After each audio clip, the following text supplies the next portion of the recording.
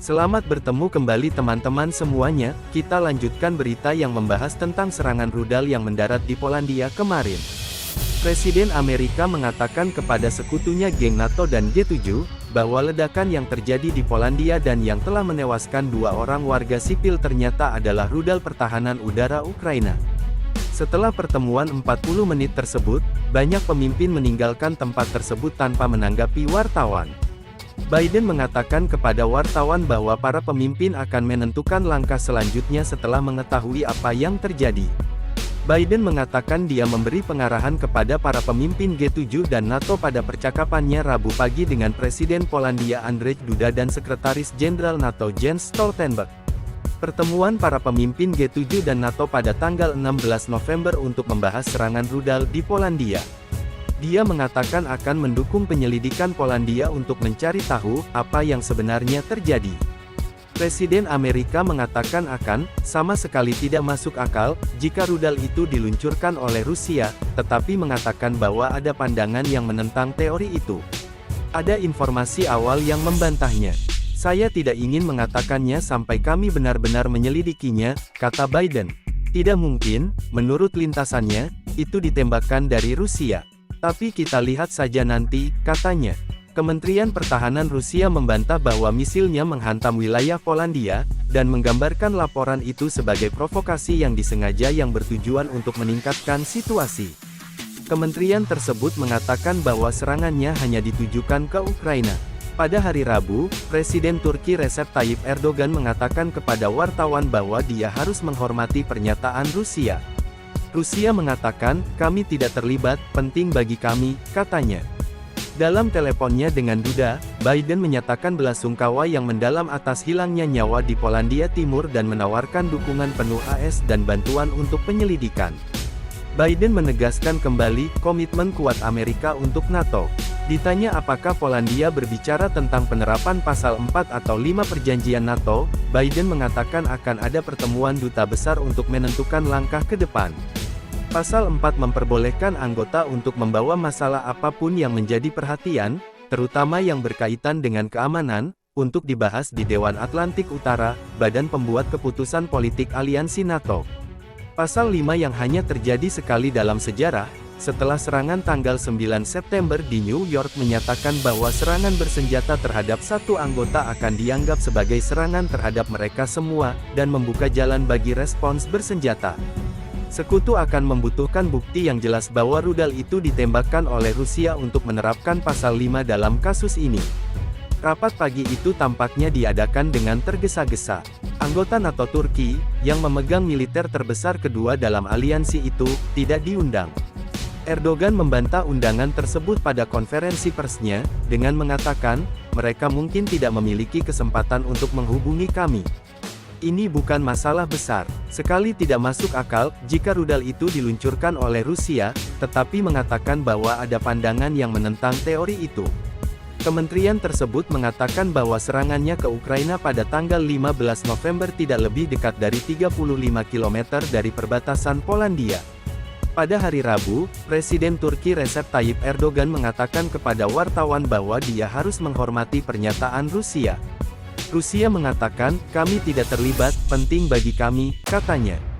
Peristiwa itu mengganggu pertemuan yang dijadwalkan, termasuk menunda pembicaraan antara Biden dan Perdana Menteri Inggris Rishi Sunak. Polandia akhirnya bertindak. Warsawa langsung memanggil Duta Besar Rusia untuk Warsawa, untuk menjelaskan setelah Moskow membantah dan tidak mau bertanggung jawab. Polandia merespons dengan meningkatkan kesiapan beberapa unit militernya di perbatasan, dan menentukan apakah akan meminta konsultasi dengan sekutu berdasarkan pasal 4 perjanjian NATO, kata Perdana Menteri Polandia Mateusz Morawiecki. Namun di Washington, Pentagon, Gedung Putih, dan Departemen Luar Negeri AS mengatakan, mereka tidak dapat menguatkan laporan tersebut dan lebih baik bekerja sama dengan pemerintah Polandia, untuk mengumpulkan lebih banyak informasi. Departemen Luar Negeri mengatakan laporan itu sangat memprihatinkan. Jerman dan Kanada mengatakan mereka sedang memantau situasi. Uni Eropa, Belanda dan Norwegia mengatakan mereka mencari lebih banyak rincian. Presiden Prancis Emmanuel Macron memerintahkan upaya verifikasi, sementara Inggris segera menyelidiki laporan tersebut. Fabrice Pottier, mantan Kepala Perencanaan Kebijakan di kantor Sekretaris Jenderal NATO, mengatakan kepada Sky TV bahwa peristiwa itu cukup untuk memicu pasal 4 NATO. Itu akan mengharuskan Polandia mengadakan pertemuan NATO, untuk saling berkonsultasi, untuk menilai ancaman, dan untuk mengambil tindakan nyata, kata Pottier. Fabrice mengatakan situasinya tidak dapat diterima, dan itu dapat menyebabkan NATO memberikan lebih banyak pertahanan anti-pesawat ke Polandia dan Ukraina. Setiap jengkal wilayah NATO harus dipertahankan, kata Presiden Lituania Gitanas Nausėda di Twitter. Duta Besar NATO akan mengadakan pertemuan mingguan reguler pada hari Rabu. Wakil Perdana Menteri Latvia Artis, menurut kantor berita BNS, Menteri Luar Negeri Estonia Urmas Reinsalu mengatakan, kami sedang berdiskusi dengan sekutu kami bagaimana menanggapi apa yang terjadi secara bersama dan tegas. Waduh, situasinya tambah semakin panas ya teman-teman. Mungkinkan kali ini geng NATO betul-betul akan menyerang balik Rusia. Kalau sampai geng NATO menyerang balik Rusia, 100% pasti akan terjadi perang dunia ketiga teman-teman. Kita yang tinggal di negeri utara Kuru ini hanya bisa menonton saja ya teman-teman. Habisnya mau apa lagi selain hanya bisa menonton saja. Negara kita masih bergantung dengan mereka semua dan alutsista persenjataan kita juga masih bergantung dengan mereka yang lagi berkonflik saat ini.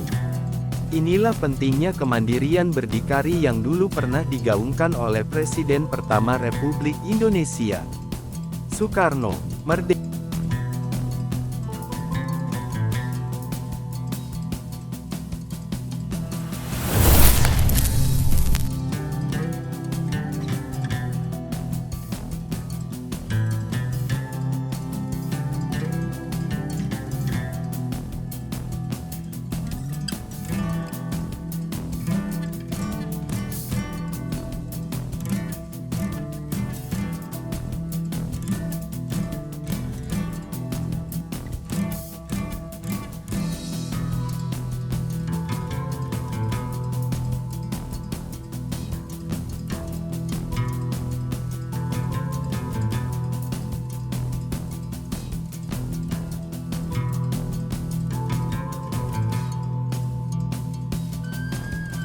As Russian forces launched another wave of missile strikes on Ukrainian cities Tuesday, including the capital Kyiv, in one of the largest salvos of the war,